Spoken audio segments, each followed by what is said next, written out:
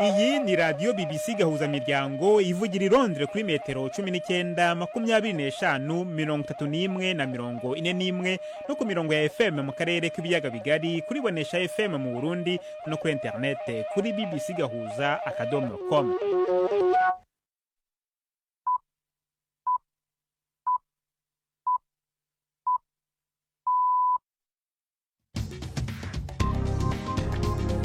Ubu ni saa 10 n'igice ku isaha mpuzamahanga ya GMT, ni saa 12 n'igice ku isaha yo mu Rwanda no mu Burundi. Muri studio muri kumwe na Jacques Niyitegeka. Izi ni ingingo z'ingenzi zigize aya makuru. Ingabo z'umuryango w'iterambere ry'ibihugu byo mu karere ka Afrika y'Amajyepfo SADC zaragiye gutera inkunga ingabo za leta ya Kongo mu burasirazuba bw'icyo gihugu zatangiye gusubira mu bihugu by'izikomokamo zinyuze ku butaka bw'u Rwanda. Mu nkambi y'impunzi z'abarundi Inyarugusu muri Tanzania kuva ku munsi w'ejo hararangwa icyuka kibi nyuma y'imvururu zahabutse akanavugamo n'amasasu. Twashatse no kumenya ukuri ku nkuru zimaze iminsi zihanahanwa ku mbuga nkoranyambaga zivuga ko abarundi baba muri Kenya umutekano wabo waba ubangamiwe. Tubafitiye n'ikiganiro cy'abagore muri mwese, ikaze muri amakuru yo kuri wa gatatu turi ku itariki ya 30 z'ukwezi kwa kane.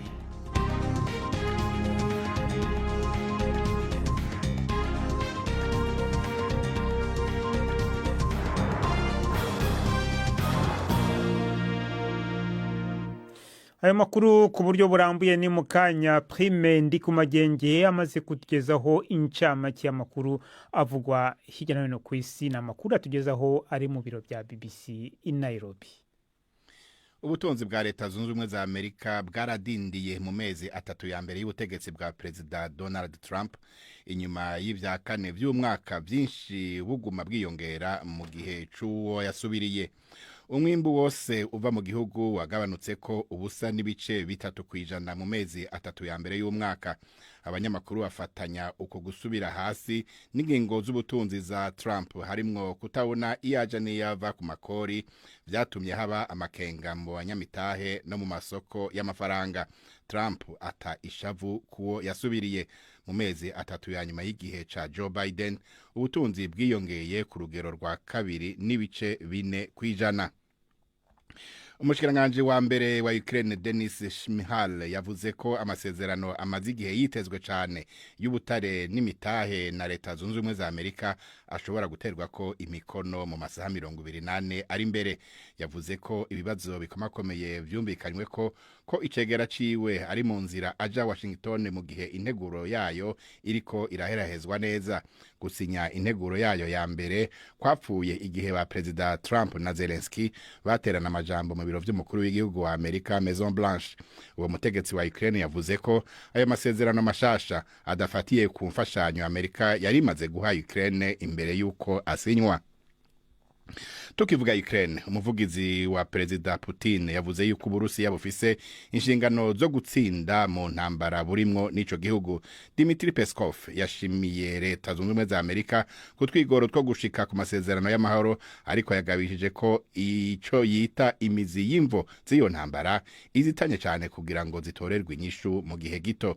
Uburusiya bwavuze ko bwemeye ibiganiro na Ukraine atakibanje gusabwa, ariko Ukraine n'abayishigikiye bo basaba ko habanza kuba ihagarikwa ry'intambara atagisabwe imbere yuko haba ibiganiro ibyo ari byo byose. Aya makuru mwumvana ya BBC. Umuvugizi w'umugambwe uri ku butegetsi mu Buhindi avuga yuko gukoresha inguvu za gisirikare kuri Pakistan atawo bishira inyuma mu gihe icuka kiguma kirushiriza kuba kibi hagati y'ivyo bihugu bibanyi biturutse ku gitero cagabwe ku bakerarugendo muri Kashmir hagapfa abantu 26. Shazia Ilimi yavuze ko ingingo nyinshi zija zamaze gufatwa kandi ko umushikiranganje wa mbere Narendra Modi yahaye ububasha igisirikare.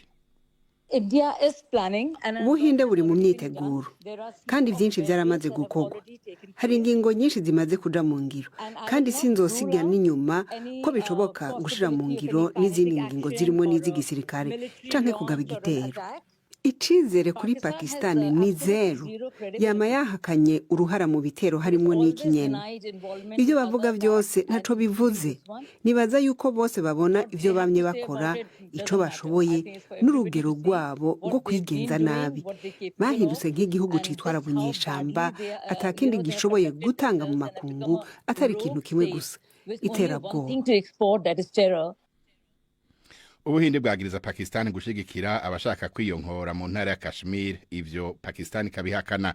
Umushikiranganje wa Pakistan ajejwe kumenyesha makuru Atullah Tarar mbere yari yavuze ko leta yiwe ifise amakuru yigendereza yo kwizera ko himirije vuba igitero c'ubuhindi, ariko nta birenga ngaho. Yongeye ko Israel yagavye ibitero kuco yise intagondwa muri Syria mu gihe hadutse intureka zishingiye ku madini mu karere kiganjemwo abadruze hafi y'umurwa mukuru Damas.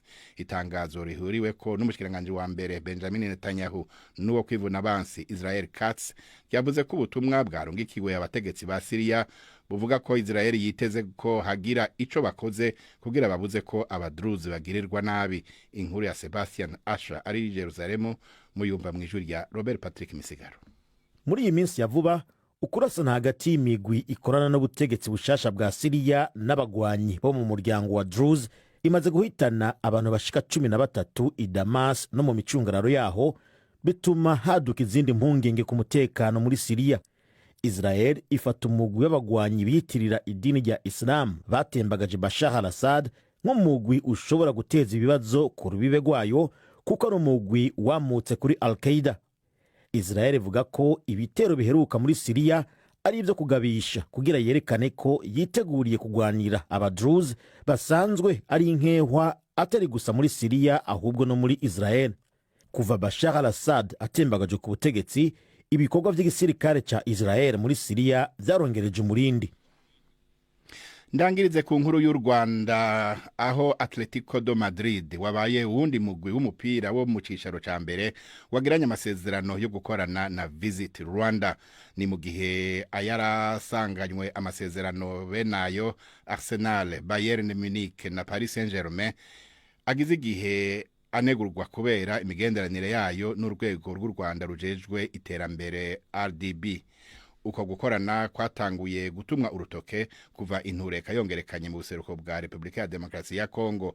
Abategetsi ba Kongo bagiriza u Rwanda guha ibigwanisho umugwi M23 no kurungika ingabo zo kuwufasha intambara. U Rwanda ruhakana gushigikira uwo muhari. Jacques urakoze Prime ndi ku magenge kuri iyo ncamake y'amakuru.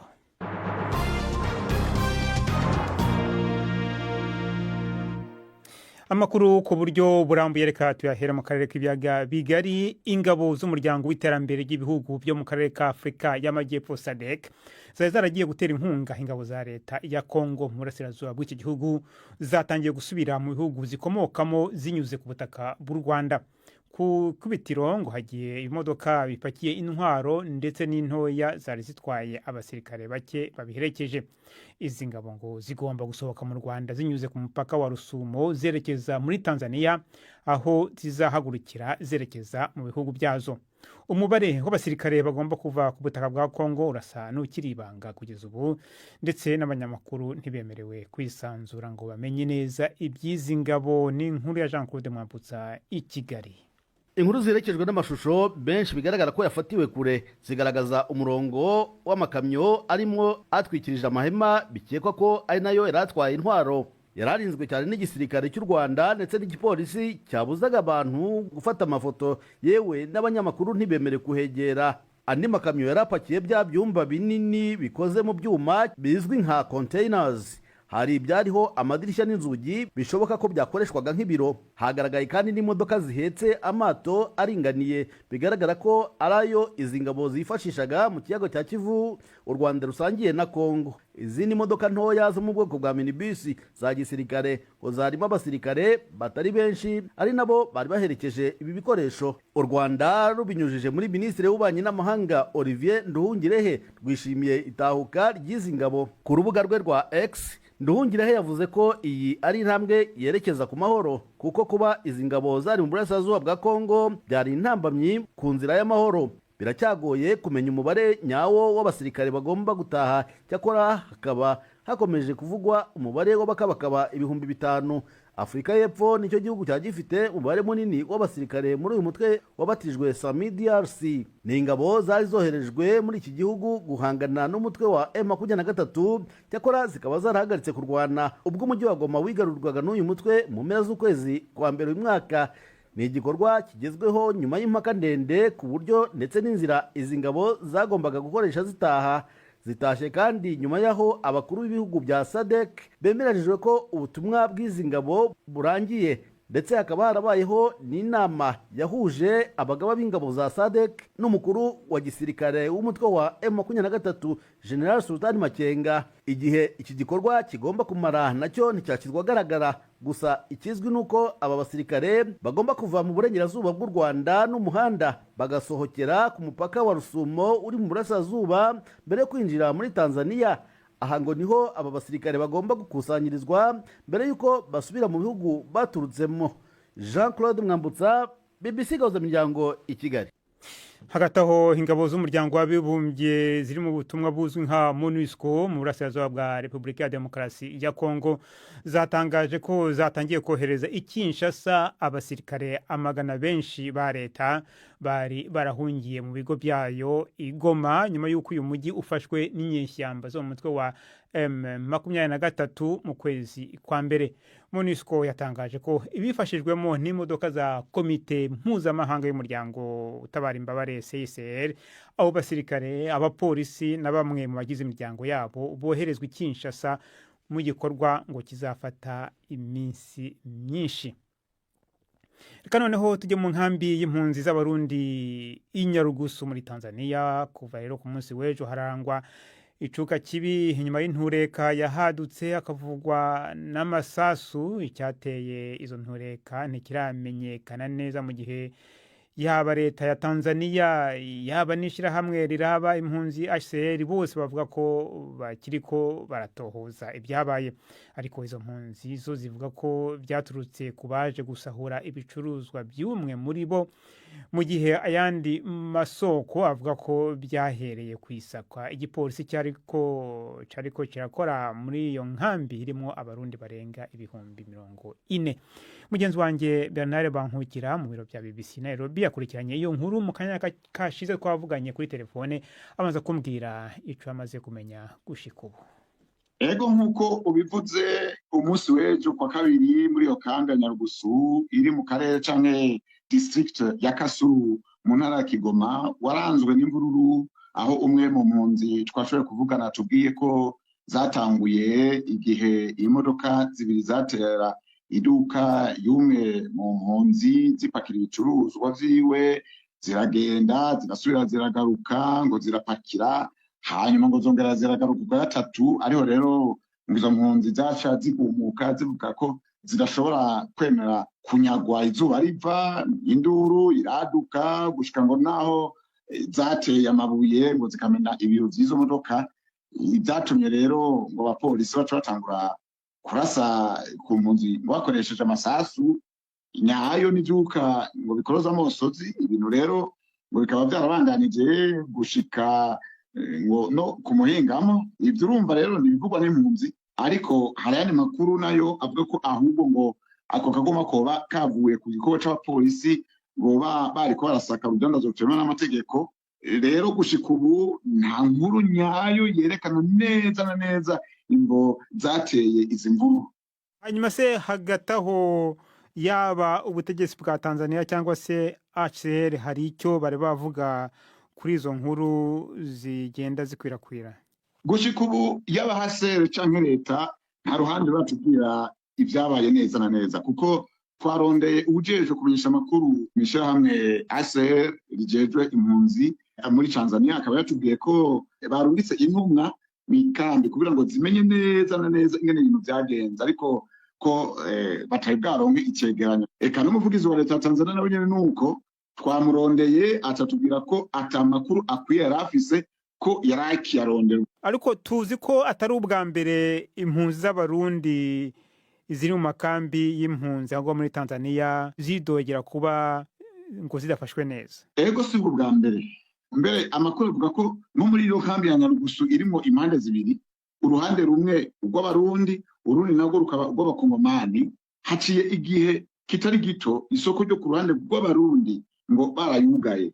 Rero izi mpunzi zibona yuko ngo ari uburyo bwo kuzihatira guhunguka, bo niko babibona. Hanyuma kandi tumenyesha yuko no mu minsi heze akaguma gasa nk'aka gaheruka kwaduka kuba ikambi ya Nduta iri muri district ya Kibondo, ni mu ntara Kigoma nyene, yoyo igizwe n'abarundi gusa. Impunzi zibayo zikaba zavuze ko izi mvururu zoba zavuye ku wabo, zavuga ko yatwawe mw'ijoro, ntizamenye bamutwaye kandi ngo ntibwari bubaye bwa mbere.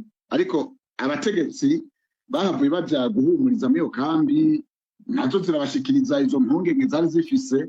Hanyuma nabo rero baca bazihanura ko hagize ikizibakira zogerageza gukurikiza amategeko, zikitura inzego kugira ngo nazo zibatunganirize. Mugenzi wanjye Bernard Bankukira uri mu biro bya BBC i Nairobi. BBC gahuza miryango tugeze ku isaha ya 12:45 ku masaha yo mu Rwanda no mu Burundi. Hano i Londres tugeze ku isaha ya 11:45. Ano makuru kandi mushobora kuyakurikira kuri Facebook Live, habari kuri internet. Samirana radio yacu dukunda. Ibiganiro vya BBC kuri radio Humuriza mu Burundi ni ku murongo wa FM 99.6. BBC gahuza miryango. Reka noneho tuje ku nkuru y'abarundi baba muri Kenya. Muri minsi harabonetse amasanamu n'amajwi byahanahanywe ku mbuga hwaniro nka WhatsApp yerekana canke avuga ko abarundi baba muri Kenya bageramiwe mbere ko bariko baricwa. Twashatse kumenya ukuri kwabyo maze tuvugana n'utwara ishirahamwe ry'abarundi baba muri Kenya Ntinanirwa Alexis Sarahe. Icambere yabanje kubeshuza nuko atamurundi yishwe nubwo hari imishamirano yabaye mu karere kamwe k'igisagara ca Nairobi ku wa gatandatu. Yavuganye kuri telefone na mugenzi wacu Preme Ndikumagenge abanza kumubaza ibyabaye naho byabereye. Ahantu bitwa Bahati, abarundi basanzwe babahati harabaye akagorane aho umusuma w'umukenya. Aho Bahati ni ku atahazi. Ku batahazi Bahati na karere kari mu gisagara ca Nairobi gafatanye naho bitwa Shaurimoyo na Makadara, kaba kari mu karere ka Magadara. Mu bisanzwe habaye umukenya yari yivye umusuma. Urazi ko umusuma hano muri Kenya bamufasha avuga ati umusuma baramwiruka ko baraheza baramwica. Bamwishe rero kubera ko karere kabamwe abarundi benshi bene umuntu bace batana kwidogo bavuga ngo ahubwo yishwe n'abarundi. No rero abakenya baca biroha mu barundi, ego abatari bake barakomeretse, mugabo gushika amasaha nta numwe ari mu bitaro, gushika amasaha nta murundi yitavye Imana. No mu mishwamirano nta mukenya yishwe uretse uwishwe nk'umusuma ava yuko imishwamirano itangura. Hakomeretse abarundi nk'abangahe? Gitigire numvise ejo turi kuri tere cari 12 mugo turi mu nama twagiranye n'abajeje intwaro, ndanumvise ko arawundi 23 kandi imishwamirano yarahagaraye ko twaragiranye inama ejo n'abajeje intwaro hamwe n'abajeje umutekano baratwemeza ko ibintu bigiye kuba mu buryo neza. Uretse aho hantu habaye ako kagorane kubisanzwe hano muri no minsi mbona abarundi umenga baguma bagwirirana bo baza kwisumamwe hano muri Kenya. Babanye gute n'abanyakenya nika n'abatarabanyakenya kuko bino gisagara cyane rero kibamwe abantu bava mu mihingo myinshi y'isi? Mu bisanzwe hano muri Kenya abarundi ba hano muri Kenya bararenga 56,000 kandi uravye ingene baza kuba muri iki gihugu la majorité hari igihe usanga atavyangombwa benshi bafise. Mugabo gacuraba n'ubuzi bakora usanga ari byabuzi buto buto, ubuzi bw'udandaza gahawa, ubuzi bw'uvandere, ubuzi no gukora canke ubu ede bwo kumazu. Rero rimwe na rimwe abakenya bamwe baridoga bavuga bati abarundi badutwaye akazi, mugabo ariko umubano w'abarundi n'abakenya hano nukuri muri 80% n'umubano mwiza ku bakenya n'abarundi. 20% nitwa tugorana usanga tuhari. Abarundi rimwe barabidogera yuko ari abantu usanga babana mu nzari beshi, hari usanga abarundi bamwe babona ko abaza ari imisore cyane usanga batwara abakenyezi babandi. Mugabo ivyo byose turabigerageza kubahanura. Impanuro tubahereza ya mbere nuko la majorité y'abarundi beshi bava mu Burundi bavayo ari ko bahenzwe na bagenzi babo bababwira bati ingo muri Kenya winjira atavyangombwa bihari. Iyo namakosa kuko guruje muri Kenya ceza kuba ufise passport canke laissez-passer. Donc la majorité batwitwa ba sans papier. Wahura n'umupolisi ugasanga uri gutanga igiturire. Donc abarundi batumenyeye nk'abantu nyene ndumva batanga igiturire bagomba inzira za hagufi. Ntinanirwa Alexis Sarahe wavuganaga na Prime ndi ku magenge. BBC gahuza miryango ubu noneho n'umwanya w'ikiganiro cy'urubuga rw'imikino uyu munsi mwateguriwe kandi mugezweho na Yves Bucyana. Imikino kuri BBC gahuza miryango. Ndabashuje mwese abateze amatwi BBC amakuru y'imikino ndayahera mu Rwanda ku kibuga cy'amahoro i Remera mu mujyi wa Kigali hari gukinwa imikino ya kimwe cya kabiri y'igikombe cy'amahoro. Umukino hagati ya Police FC na APR FC no umukino wo kwishyura ubanza amakipe yombi yanganyije igitego kimwe kuri kimwe. Undi mukino muri iri joro urahuza ikipe ya Rayon Sport na Mukura Victory Sport. Ayo makipe nayo mu mukino ubanza yari yanganyije igitego kimwe kuri kimwe. Ku mugabane w'Uburayi kivugwa cyane n'imikino ibanza ya kimwe cya kabiri guhatanira igikombe cy'amakipe akomeye kurusha yandi Champions League. Ikipe ya Arsenal yaraye itsindiwe iwayo Emirates na Paris Saint-Germain igitego kimwe ku busa. Ni igitego cyatsinzwe na Ousmane Dembele ku munota wa 4 w'umukino. Byagaragaye muri uyu mukino ko ikibazo gikomeye Arsenal yagize ari ukubura umukinnyi wayo Thomas Partey hagati hayo. Uyu mukinnyi w'imyaka 31 ntiyari yemerewe gukina uyu mukino kubera ikarita y'umuhondo yahawe mu mukino wa kimwe cya kane wabahuje na Real Madrid. Kuri uyu mugoroba Barcelona irahura na Internazionale Milan mu mukino w'ishiraniro ku kibuga cya Nou Camp i Barcelona. Barcelona na Inter Milan zahuye inshuro 16 mu mikino y'ibikombe by'Uburayi. Ikipe ya Barcelona itsindamo imikino 8. Ni inshuro ya kabiri Barcelona na Inter Milan bahuye mu mikino yo gukuranwamo ya Champions League muri kimwe cya kabiri kirangiza mu mwaka w'imikino wa 2009-2010. Inter Milan icyo gihe yatozwaga na Jose Mourinho yakuyemo Barcelona yari ifite icyo gikombe itsinze ibitego 3-2 ku giteranyo cy'imikino yombi. Gusa ikindi wamenya nuko Barcelona itaratsindirwa mu rugo na Inter Milan mu mikino 6 yose yabahuje muri Champions League. Ahandi ku mugabane w'Uburayi myugariro wa Real Madrid Antonio Rudiger yahagaritswe imikino 6 kubera ko yateye ikintu umusifuzi mu mukino wa nyuma Copa del Rey bakina na Barcelona. Umukino Real Madrid yatsinzwe ibitego 3-2. We na mugenzi we Lucas Vazquez bombi beretswe amakarita atukura mu gihe bari banasimbuwe ku mpamvu z'uko bagaragaje umujinya udasanzwe ku ikosa ryakorewe Kylian Mbappe mbere gato y'ifirimbi ya nyuma. Umusifuzi w'umukino yavuze muri raporo ko umukinnyi w'inyuma Rudiger w'imyaka 32 yahawe ikarita itukura ubwo yari yasimbuwe agatera ikintu aho umusifuzi wa 4 ahagarara agace bita aka technique. Umunyamakuru Guillaume Balage wa BBC Sport yatangaje ko Rudiger yateye igipande cya barafu kuri uyu musifuzi. Gusa ishyirahamwe ry'umupira w'amaguru muri Espagne ryatangaje yuko ryahanaguye ikarita itukura yahawe undi mukinnyi wa Real Madrid ni Jude Bellingham ubwo yagaragazaga uburakari bukabije nawe kutemeranywa n'ibyemezo by'umusifuzi ubwo umukino wari urangiye. Aya niyo y'imikino nari nabateguriye uyu munsi. Ndi Yves Bucyana.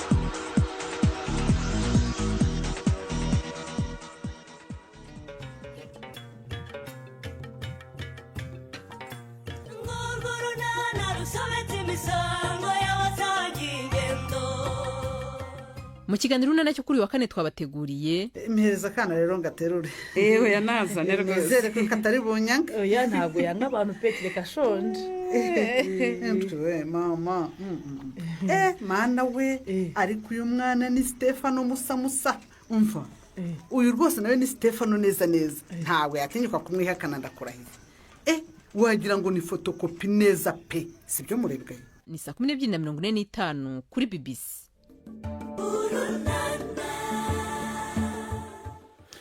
Unoneho n'umwanya w'ikiganiro cy'abagore uyu munsi mwateguriwe na Jean Claude Mwambutsa.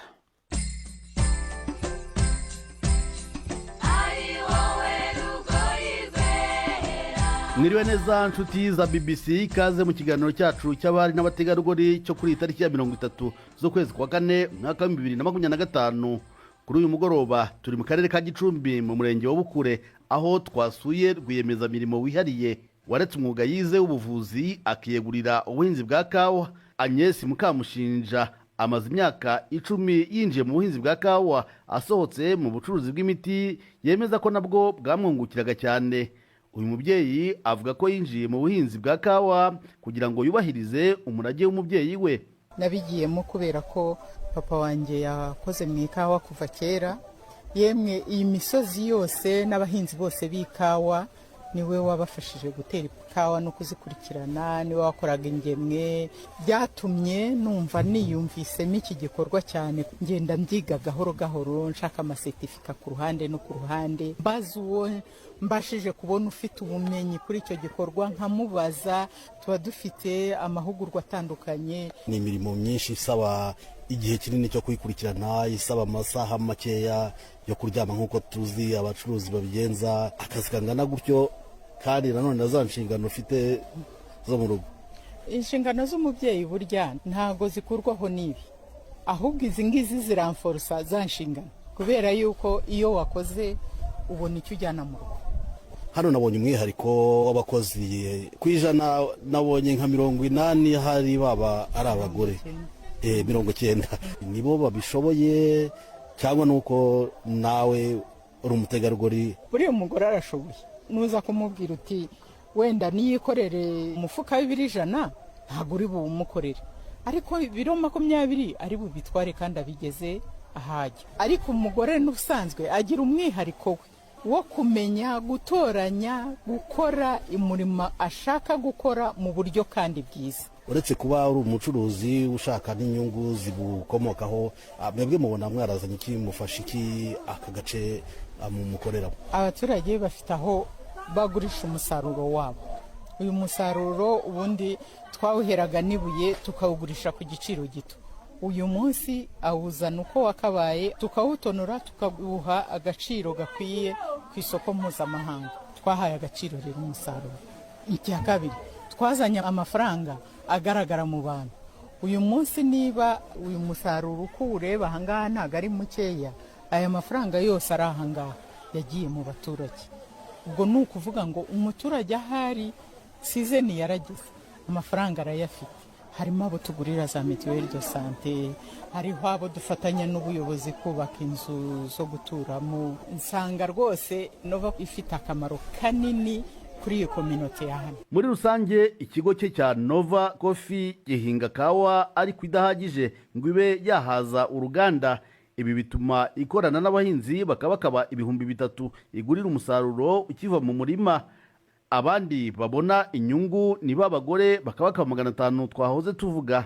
Aba ngo babonye akazi gahoraho kabafashije kwiteza imbere. Amafaranga bwa mbere navanyemo naguzemo ingurube, rero ntekereza yuko uko ngenda nkakora nzagenda niteza imbere, ndetse n'abandi akenshi ngenda nganira nabo n'urwo rwego bagezeho bavuga ko kabateza imbere. Twese buri muntu aritunze, n'umugabo nta kuvuga ngo aragusuzugura cyangwa ngo murasuzugurana.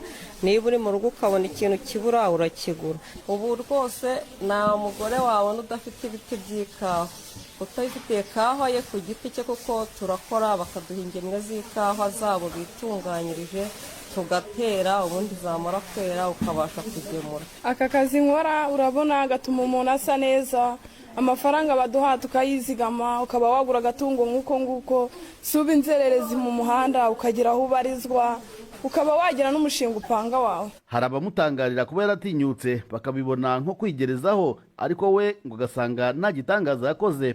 Impano Imana yarayiduhaye yo gutunganya ibintu kandi tukabikora neza. Icyangombwa ni ugushyiraho imbaraga z'ubwenge n'umutima, ukamenya icyo ugiye gukora kandi ukagiha agaciro. Umunsi ku munsi ntusibe, ntiwirare, nturyame, ntiwiganyire. Birakubwira ngo byuka, haguruka, kora, witinya, baza icyo udashoboye, iga ibyo ukeneye kwiga, kandi naho umuntu yakosa urasobanuza bakagukosora. Turamushimye Madamu Agnes wemeye ko tuganira. turabashimye namwe inshuti mwaduteze amatwi mu gisho ryiza General Jean Claude Mwambutsa. urakoze Jean Claude Mwambutsa na Agnes mwaganiraga mu kiganiro cy'abagore. Ni nacyo rero kishoje amakuru yacu yo kuri uyu wa gatatu itariki ya 30 z'ukwezi kwa kane. Na makuru yarahagariwe na Nina Iradukunda. Ni makuru yacu arakomeje ni ku rwego rwa internet bbc.gahuza.com.